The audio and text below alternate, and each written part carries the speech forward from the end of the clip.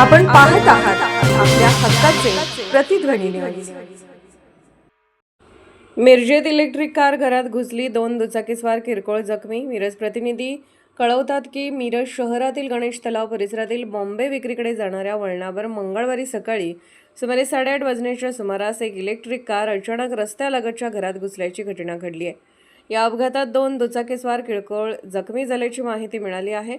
मिळालेल्या माहितीनुसार MH10EE 2373 क्रमांकाची टाटा पंच इलेक्ट्रिक कार चालवत असलेल्या जयश्री बर्डे यांचे वाहनावर नियंत्रण सुटल्याने कार थेट समोरील घरात घुसली. अपघाताची तीव्रता एवढी मोठी होती, सुदैवाने कोणतीही जीवितहानी झाली नाही. घटनेत 2 मोटरसायकलस्वार किरकोळ जखमी झाले असून त्यांना तात्काळ जवळच्या रुग्णालयात उपचारासाठी दाखल करण्यात आले. अपघातानंतर परिसरात एकच खळबळ उडाली आणि घटनास्थळी नागरिकांची मोठी गर्दी झाली.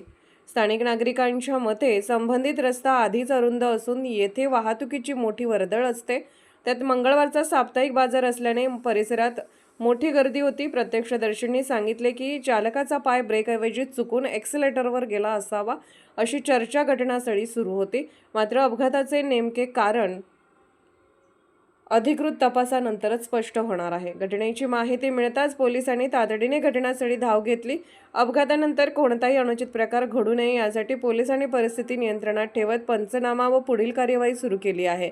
या अपघातामुळे काही काळ वाहतुकीवर परिणाम झाला होता. नागरिकांनी मात्र अशा अरुंद आणि वर्दळीच्या रस्त्यावर वाहन चालवताना अधिक काळजी घेण्याची गरज व्यक्त केली आहे. आपण पाहत आहात प्रतिध्वनी चॅनल. अशाच बातम्या पाहण्यासाठी आमच्या चॅनलला सबस्क्राईब करा आणि बेल आयकॉनवर क्लिक करा.